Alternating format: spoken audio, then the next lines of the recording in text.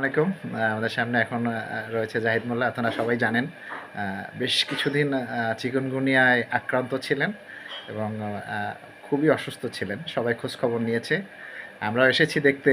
তো এই মুহূর্তে জাহিদ কিছুটা সুস্থ।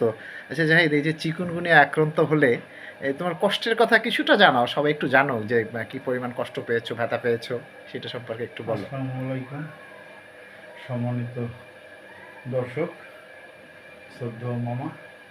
চিকুনগুনিয়া কি বলবো, যার না হয়েছে তার এর অনুভব কি আর ব্যথা জ্বালা কি এটা বুঝতে সে পারবো না। ব্যতীত অন্য কেউ বুঝবে না, যেটা আমি জীবনে কোনোদিন কল্পনাও করিনি।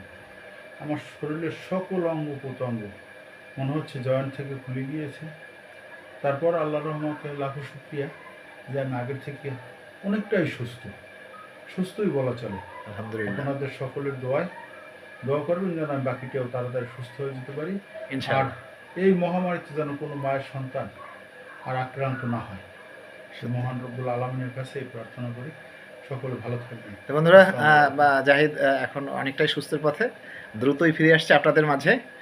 আপনারা সবাই জাহিদের জন্য দোয়া করবেন। পুরো দমে কাজ করতে হবে ধানের শীষের, ইনশাল্লাহ। ইনশাআল্লাহ। ধানের শীষ জিন্দাবাদ, জিন্দাবাদ। নজরুল মোল্লা জিন্দাবাদ। জিন্দাবাদ।